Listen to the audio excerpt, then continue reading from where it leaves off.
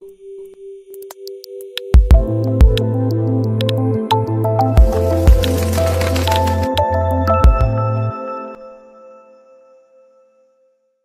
everybody, I'm back again. I brought you, it's pretty simple actually, a really simple set. So it is all ombre, all exactly the same. So I have missed the thumb out and I've only done one hand because it is repeating exactly the same thing over and over, but the reason that I've recorded this is because A, it's the only one I did record, and B, because it's a dark ombre. So I've already prepped these nails and pushed back the cuticles, cleansed nails. I've just soaked off another set as well that was already on there, and now I'm coming in with a clear base, and I'm using clear ice from CJP, and the reason that I'm building a clear tip is because I'm going to use bubblegum, which is a design colour, so I want to sandwich that, but I'm only using it at the tip, and then I'm going to use stone at the cuticle area, and I'm going to ombre that up. So I'm just getting a nice thin base of my clear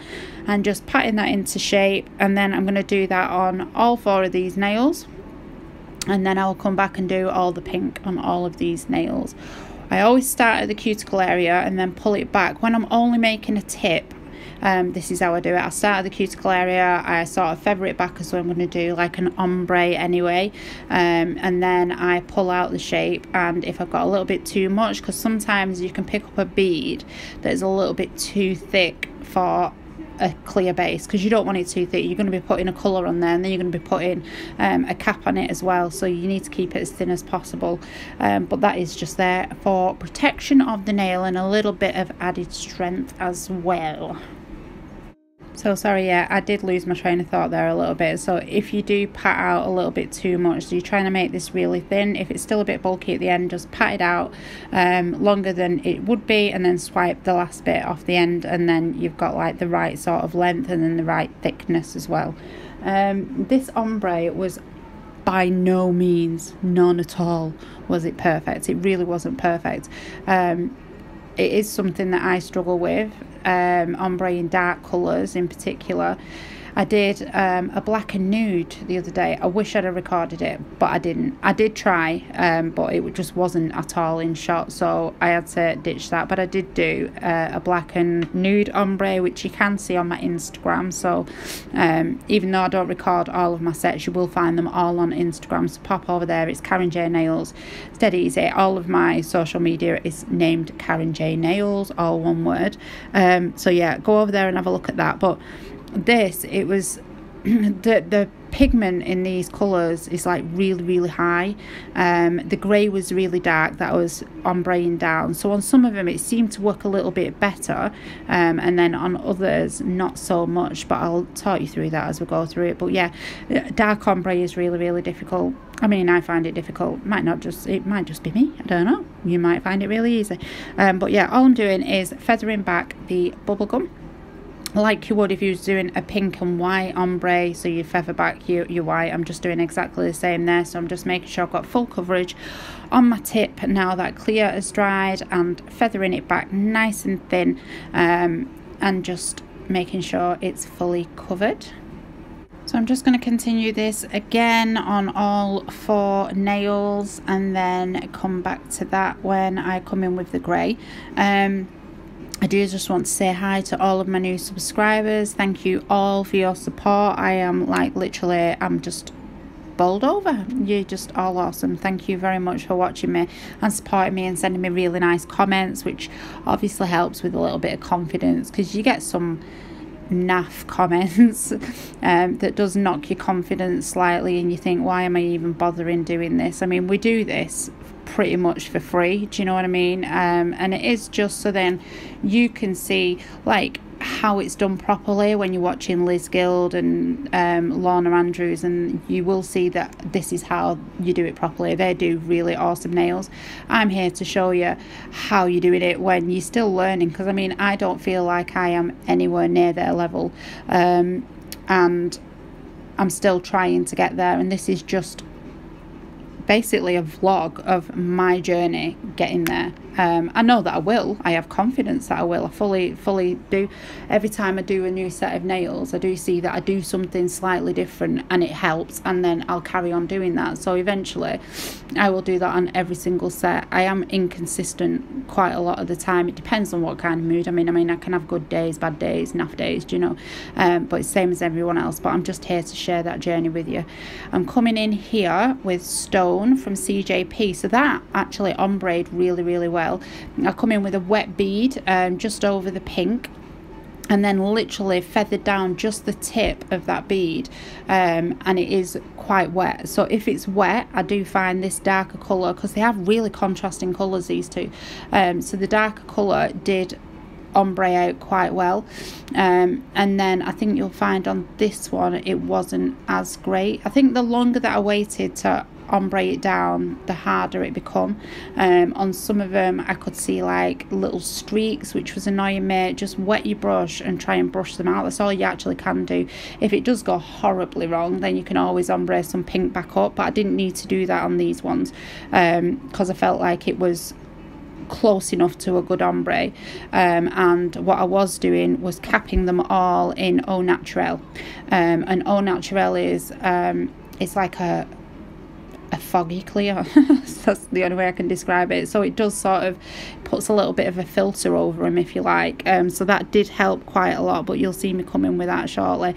But yeah, I'm just trying to keep it nice and wet, so then when I pull it down, it will pull just a light amount of the grey down onto the pink, and sort of, I don't know if I'm explaining this right, but it helps with ombreing when it's a little bit wetter. I'm still trying to keep it all neat and tidy around the cuticle areas, so I'll do it one last time onto where the join is there, and then just feather in the very tip of that grey down before I go in with my cuticle bead.